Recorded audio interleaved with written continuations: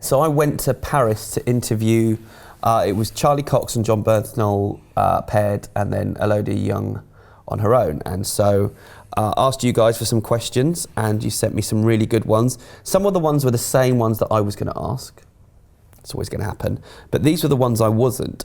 David Hopkin asked us to ask John Bernthal about the Punisher costume, the suit, and whether we'd see the iconic skull and crossbones.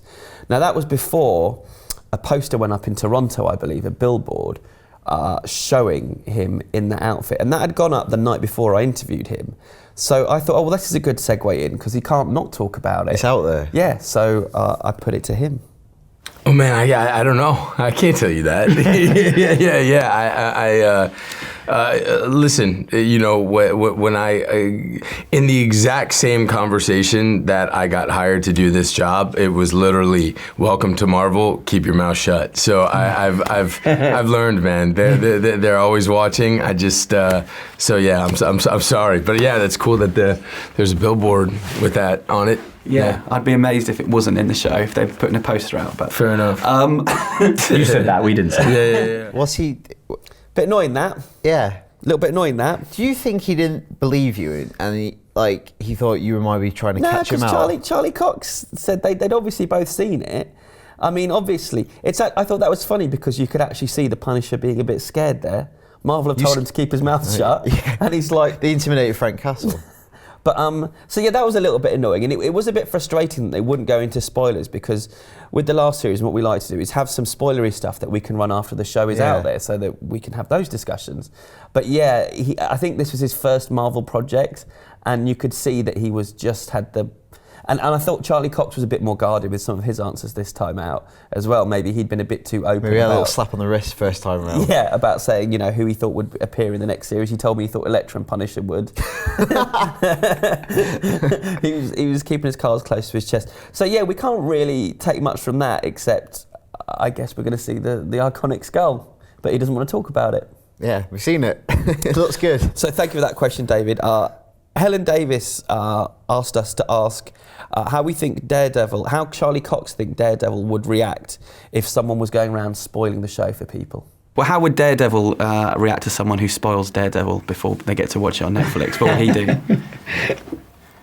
I don't know. I mean, I think hopefully Matt would be able to find some restraint in that area. I don't think that would quite push his buttons enough in order for him to kind of Daredevil anyone, if you know what I mean. But I was watch a friend of mine had been going on about how excited he was to watch the show.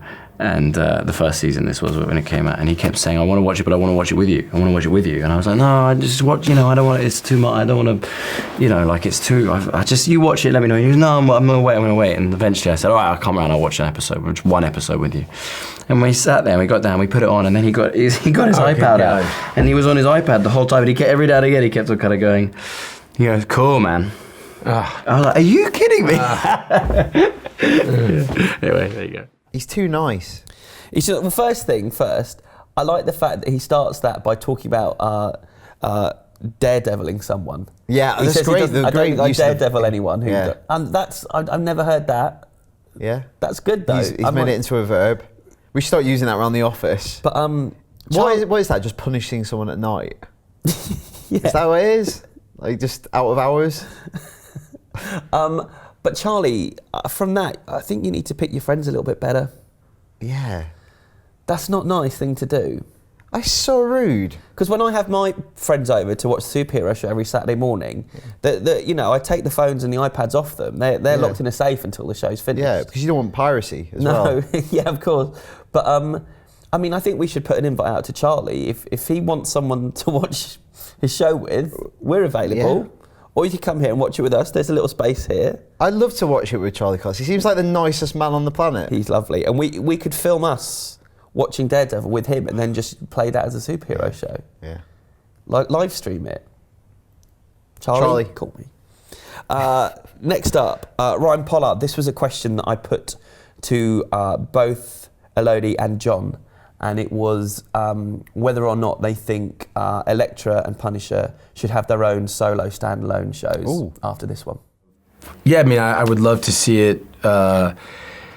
I would love to see it, tackled by the right team, and I don't know. I'm happy with. I think this character really gets a really strong arc and a really great sort of reemergence and introduction in Daredevil season 2, and I think it's sort of the perfect world for him to be introduced. I love Elektra. I really have like a special place in my heart for her. It was very enjoyable for me to discover her and to adapt her for this project and try to bring of myself as well in this character. So I have a special spot for her. Having my own show, it's not something that I think of. It's not...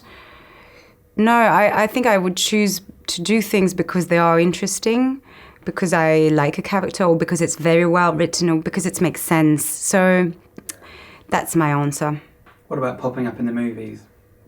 Yeah, same. If it's very well written, if it makes sense to do something about only Elektra, why not? Why not? I'm open to everything. I'm a very open person. So I don't know. Why not? But projects have to be it has to be a quality project. So I think it's safe to say they're both being rather non-committal on that front, yet again. Yeah, because there was rumours of the Punisher show, wasn't there? Like maybe a smaller run, but again, I think that's just hearsay at the minute. I mean, they wouldn't even be drawn on whether they wanted it to happen. I did in another bit of the interview, Elodie admitted that we'll put her on the site at some point, that she would love to see the character pop up in the Defenders, although she said she didn't know if she'd be on the side of good or bad. But yeah, I mean, I thought she's very smart what she was saying, that it's, it just needs to be right. It needs to be a good script. It needs to make sense for the character. I'd love them to do things like get into a position where maybe those characters can't support a 13-episode run. We're even debating whether Daredevil and Jessica Jones can. But, take it's a thing in comics and a thing in TV even. Do a mini-series. Do a little 4-episode arc that you debut on Netflix. Like, do a storyline like Elektra Assassin. Just all her 4 episodes. Definitely, that's a really good idea. What about a movie? What about a TV movie? Yeah. Well, Netflix can definitely be a platform for that. If Netflix are buying the next Will Smith movie, the world has definitely changed already. Yeah. Like, that's... And she said a similar answer about the movies, but, I mean, Infinity War, do we think that we could see those guys popping up in Infinity War? I would love there to be that shot in Infinity War where you see everyone.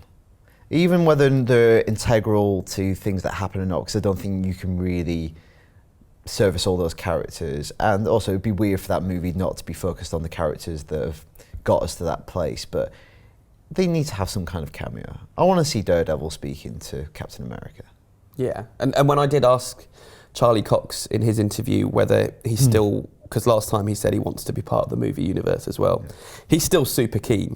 Yeah, he was a bit more reticent, but he yet again said, "I'd love to do that." So, because it's going to be this huge intergalactic threat. These are not the right heroes to do that. But when Captain America and Iron Man go, "We're going to do that," these guys can go, "We'll keep New York safe.